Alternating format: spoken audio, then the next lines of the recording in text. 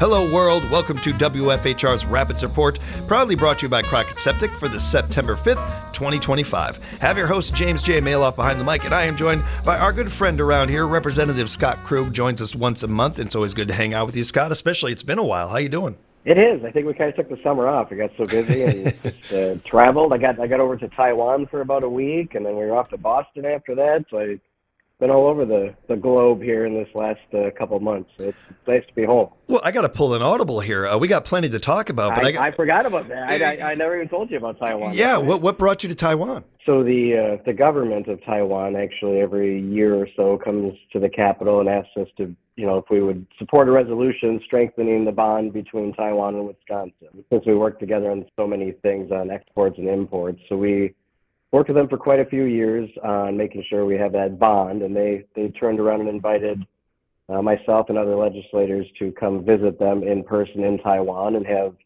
meetings with their government and with their manufacturers, and got to see all of the things that Taiwan's into on AI and semiconductors, and develop ways that Wisconsin can work with them. So it was quite a whirlwind week. So besides the 95-degree temperatures with 95% humidity, it was a trip of a lifetime, I believe. I was going to say, I mean, how often are you going to be brought to Taiwan? That's really cool to hear that it was a good experience. Awesome.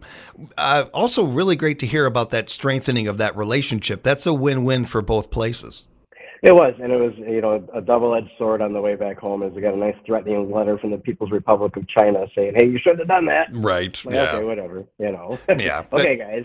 Glad you're watching where I'm at, but yeah. Yeah, you definitely want to keep an eye on it. We got to visit the entire country from the south to the north. Got on the high-speed rail that connects us between Tainan City in the south to Taipei, where we spent most of the week, and it was kind of, there were some meetings that were less interesting than others. It was a little bittersweet to walk into Foxconn's world headquarters in Taipei and talk to them about the Wisconsin experience. So they may not invite me back to Foxconn headquarters, but we still got a chance to talk to just about anybody that had any connection to Wisconsin, or even more importantly, to companies that wanted to have a connection with Wisconsin. So we've been back here the last 6 weeks here just developing ideas and what we can do, and the legislature to try to do more outreach and be more accepting of all the offers that Taiwan wants to, have inroads into Wisconsin with, and kind of a double bonus as it gets to tick off the Chinese a little bit. So I guess it helps. It's a win-win right there. And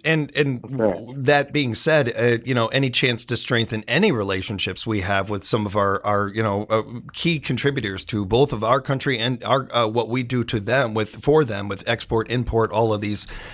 Every 5 seconds you're hearing the word tariff in some of that conversation. Anything to strengthen those relationships, that's a great thing for all of us. That's really good to hear. Yeah, it is interesting because global politics do come up when you're and when you're representing the states. You don't necessarily deal with federal issues too much, but tariffs did come up a lot.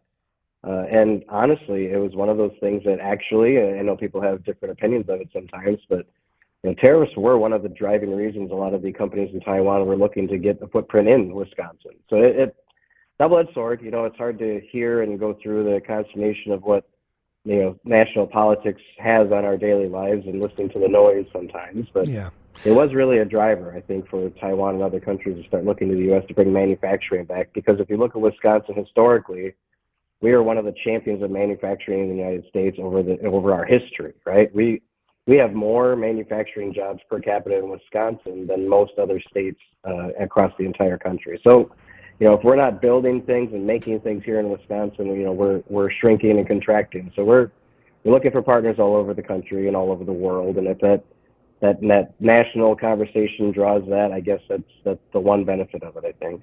Well, and one of the things I think certainly that we've been able to do with this show, and part of the reason we appreciate the time from you every month from you and Senator Testin, is being able to talk about the difference of what's happening on a federal level, and if it does or not affect you on a state level, specifically here in Wisconsin. And we find more and more when talking with you guys that, okay, well, this thing that's going on, it really doesn't affect us, or maybe this does, or how it does, and being able to really get into that stuff. More times than not, I think both of us have found in our particular fields, when people have concerns or fears even, it tends to be because they don't have the information. They just don't know, certain things. And I don't begrudge them for that. I just am thankful that we're able to get the info out there. And speaking of all of this kind of conversation and kind of segue into the state budget passing, we haven't been able to talk since that. I was just going to say it's a perfect segue for the state budget. Just like we planned it.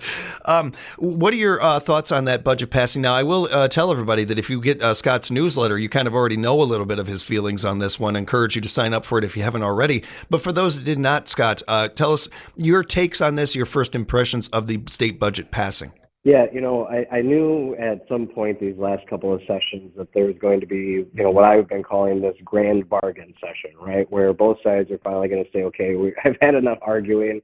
Like me, I'm gonna be 50 in a couple of weeks, right? And I'm to the point where I'm done arguing about stupid crap with people. Right? God, do I hear you? Yes. So, I know, right? So it's what the state budget really came down to, is like both sides is finally saying, hey, you know what? Why don't we just get these things done that have to get done for the state? We can argue about all the other, inconsequential stuff later, but this was pretty important. So for the first time in my legislative career, we had a bipartisan state budget passed the legislature and signed by the governor within 2 hours of the legislature passing it. I mean, and it goes into the work. And when I say work, I mean it goes into every single conversation on every little aspect of the budget and getting agreement on that ahead of time. Instead of just throwing it at the wall and seeing what sticks, we finally had these deeper conversations and say, okay, we want to do this. We know you want to do this. Are you okay if we did it this way or if we did it that way? And again, another example here is the federal, the one big bill that Trump and Congress had passed did have a really big impact on that budget being passed and signed as quick as it did, because the federal government was looking at a way to take away our ability to find some more money in our Medicaid program. And if Congress had signed, or if Congress had passed and the president signed the one big beautiful bill before the state budget got done, we would have lost out on an opportunity to recapture about $1 billion in funding for our Medicaid program. So I think that race that we had between the state government and the federal government kind of brought us together in the state government and said, hey, this is where policy needs to happen most. Feds, I get you have your ideas, but as a state, we want to make sure we're protecting our people first. So I think that's what really drove the conclusion of the state budget that first week of July. Saying, hey, we really got to get all these things done. So, and it was great to have that. It's nice to be back home after the budget passed. And I think people take away from that fact, whether they liked an individual thing in the budget or not, I think the thing that sticks with people the most about the budget is it was bipartisan. And there were fewer vetoes. And there were some big local wins. I mean, we got a huge local win to keep Domtar and Nakusa operating. So it was a great budget for the first time in 15 years. I can actually say it was a great, great budget. So, Scott, one thing that I think was noteworthy to me during this whole process, as we're going back and forth about it, and you and I were talking about the budget and the possibility of it passing and all that. And I like you, a lot of people, we knew it was just a matter of time. But one thing that I really implore listeners, and I imagine that you and your colleagues, Republican, Democrat, all alike, none of you go into this expecting a perfect budget. I don't know we do ourselves as citizens, or you yourselves. We go in with the best of intentions. We go in with certain things we want. But everybody has negotiated in life and knows how this works. It's a good negotiation if both parties leave and you're a little happy and a little, frustrated. That's kind of how this works. Yeah. It is. It's exactly how it works. And being in real estate for the last 10 years, the state budget was almost exactly like a real estate transaction. You've got one side that wants something, the other side that wants something, and you figure out the middle, whatever that in between might be, where the most important people who walk away from it happy are the ones that are actually deeply involved in it. And for us, that's the taxpayers, right? So if they feel like they've gotten what they want out of it, why should our personal feelings as representatives and senators, or the governor for that matter, really weigh into it at all, right? Why should I feel hurt if my priority did not get done, if the bigger scheme and the bigger picture is that we've kept our tax rates down, we invested in our priorities, and we spent more money on roads, we spent more money on school. And so my individual feelings as a state rep that I think we spent too much really shouldn't matter if those are the priorities that we heard from people. And in our budget survey, these are the exact things we heard from people is, hey, You need to make sure we're taking care of our roads. Hey, you need to make sure you're really getting our schools funded at an appropriate level. You need to take notice of these things from us, and that's why we do those surveys and do the outreach, is so we know what people want, and then that's what we deliver. And in the end, if it's not perfect to me, that's great. I've been married twice and I have 6 kids. There is no perfect in my life, James. I'm telling you. Oh, I can relate to that so much. You mentioned the survey results, when you got those, and now we have the budget. Are you seeing some correlation there with the spring survey results? It's perfect, right? I mean, it lines up exactly how we wanted it to line up, and that's why we did listening sessions before we did the survey, and that's why we took the survey and the listening sessions, on the road and talked to everybody and brought all that back to our joint finance team here and just took those priorities, threw in some of the things that I don't know if people necessarily realize were an issue that we could put in on top of their needs, and then put it all together to a package to our finance team and say, hey, these are the things that we want. Right. And I think, from everything, like I said, the $42 million to Domtar to make sure that the dam in Rothschild's repaired, but also brings back $100 million from Domtar and investment in the Kuzma mill and the Rothschild mill. I think those things add on top of our constituent needs for roads and schools and safety and the typical things that, everybody really wants in their daily lives. I think that's what made this budget the biggest win, is that we had to go into the state Senate. We had to find Democrat votes in the state Senate. And those things, brought out even further priorities that maybe were lower on our list in a more Republican area, but still made the list for people who don't necessarily vote Republican, but responded to us. So even the priorities of both sides in my district were well represented in this budget discussion. Mm-hmm. And there, as always, when as soon as the budget passes, there's work to be done. There are gray areas that might have been missed, or things that could use more funds or more attention. And I'm sure that you and your colleagues are working diligently on those, and certainly listening to constituents about those concerns. And again, there is no perfect bill. There is no perfect, budget or anything. I think that coming out of it, I think however you vote, you're feeling very similar to what Scott's pointing to and everything, that there are positives, there are negatives, and that's kind of how this world works. We keep moving. And to that point, Scott, you have so many bills that you're a part of, whether you're championing and trying to get passed or have gotten passed. It's another reason why I remind everybody to go to Scott's, get his e-letter. It really, you guys do a great job breaking these down and not bogging things down, I would say, where it's just endless talking. You really cover these bills really well. There's one in particular that I wanted to bring some more attention that I don't know it could ever get all the attention it deserves, and that's Assembly Bill 201, also known as Braden's Law. This establishes strict criminal penalties for sexual extortion. This is a topic that is very sensitive to me. This is one that I care about very much, and it's part of the reason, I'll be honest, I wanted to talk about it, but I know for you this was just as important. And this is one of those that kind of crosses over party lines, right? We do some of these bills from time to time, and it's something that happened in real life in central Wisconsin that really affected a family to the core, right? When you've got these circumstances where individuals can basically sit behind a keyboard and say and do and act however they want with minor-ish consequences, it's not fair to anybody involved. And I think, in Assembly Bill 201 that Representative Jacobson from the Mosinee area really spearheaded with Pat Snyder in Wausau, I was glad to jump onto their cause, because this affected a family actual life. Like, there are children in our communities who are so affected by what others say to them or do to them that it ended up causing a death in central Wisconsin, right? I mean, and those bills really hit home, and it's really hard when you have those families come testify on a bill, and then you have somebody who's not politically necessarily attached to it or doesn't feel the same pain from their district, have to educate them on what it means and why we're doing it. So I'm thankful that we finally came to some agreement within our own caucus to say that we've got to get this bill done. We have amended it to make sure it's gotten enough support in the state assembly, and now it's over to the state senate to finish the job. But it's imperative that we get those things done for public safety, which is literally the number one reason that government exists, is providing for the safety and welfare of the residents of our community. So this is one of those issues that cuts down to the core of why government even exists. Agree with every word.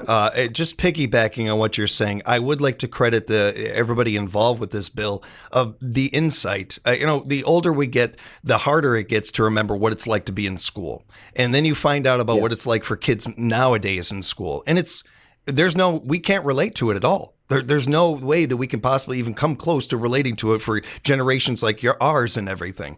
The idea that you get that, the idea that you and that those that behind this bill understand that there's a lot more going on nowadays with kids than we realize, and trying to cover these bases, trying to help these kids out, help these families out. I think it's to your point, it's the purpose of government. I don't mean to give you credit for doing your job necessarily, but I do. Right. I do, because this is one of those things that, look, we know how this goes. Oftentimes, we saw this with a lot of sex crimes, with a lot of drug issues early on in the 80s. We're late on these things. We're way, way late on these things. I don't know that you could ever be early enough with a topic like this, but at the very least, we're getting on this earlier than most times we do with subjects like this. I'm proud of our state. I'm proud of that. I appreciate that. And I think, it's funny for me because when my older kids, I call them, my 5 adult children, when they were in school, the biggest issues they faced were literally person-to-person bullying, right? I mean, and now I have an 11-year-old who's a 6th grader who is more open to cyberbullying, to sextortion messages, to things that you would never had thought that kids in our communities were ever going to have to face before. It is scary as a parent. So, I mean, that is the biggest benefit I've seen to having a child later in life. Is getting to see like a second generation problem come up where my older kids didn't have to deal with this, where Jack has to on a daily basis, where I have to worry about what's coming across his screen at any point in any given day, but I still have to be open enough as a parent to let him go experience life. Right. So I mean, just the confusion that parents have to have nowadays just to muddle their way through, it's scary, but it's manageable if you've got the right people in place to do the right things as partners. And I think not just government, government's never the solution, but all of our community partners who have come to us with these concepts and ideas saying, hey, maybe we should talk about doing this on a statewide level, or maybe we should, take some time and have a conversation about this, or a task force, or it doesn't come from us necessarily. I mean, it's all of the partners who came to us to start, who saw it on the ground before we ever did, who bring us these ideas. And whether it's the sextortion bill we're talking about now, or the EpiPen bill that we're working on, that based on lives that were affected back home, those are things we got to take our time and actually do, instead of just saying, okay, we're looking for the next headline. Right. These may not be headline stories, but these are definitely things that affect people way the hell more than fixing a pothole on, Highway 54. Right. And as we go along here, probably next month when we get together, another one of those kind of topics I want to get into, voters and their confidence in their vote, voter integrity, some of those topics. I know that you've been a part of some panels and some listening sessions over the last couple of months. We have some stuff in the news as well with that. So I think next time we get together, we'll get into that one when we have a little more time. I did want to remind everybody. We got a ton of bills coming on those, so we'll definitely dive deep into that next session. Looking forward to it. Appreciate that. Also appreciate that you have these listening sessions going on. I wanted to remind everybody about that you have one coming up this coming Monday, September 8th. Yeah, we got 3. Right? Yeah, 3 of them. That's right. An entire day doing listening sessions. So we're going to be September 8th, 10 o'clock in the morning. Going to start down in Adams at the community center. It's usually one of the most better attended ones, actually, when we get down to Adams and hang out at the community center there behind County Market. So 10 o'clock there, and then from there heading back up to Nakusa to hit the Charles and Joanne Lester Library at noon. We don't get a lot of folks in Nakusa, so we got to drive some of that attendance. We can keep doing this one in Nakusa. And then after that, we'll be heading up to Rapid to the McMillan Memorial Library, 2 o'clock. So 10 o'clock, 12 o'clock, 2 o'clock. And then even on the 15th, if you can't make it on the 8th, we got a couple more coming up on the other side of the lake, I call it. So me and Camp Douglas in the seat on the 15th. So, I mean, they're all in our e-update. I would really encourage people just to get on the e-update list, whether you agree with us politically or not. If you just send an email to us at rep.krug, Krug, at legis.wisconsin.gov, and just say, hey, please subscribe me to the e-update. It is all in there every week. We're going to do a 2-minute video just to recapture everything, so you have to read it all sometimes. And I think it's probably the best way we've had to get information out to people before, like you mentioned. Encourage you to be a part of those, everybody. As always, treat each other right, act like adults, but certainly if you have feelings and thoughts and questions, that's why Scott does this. He wants to hear from you. Just do it with some respect, treat each other right, and look forward to seeing how those go and talking with you about them next month. Scott, we did our homework. We did our job. Now we could talk a little sports.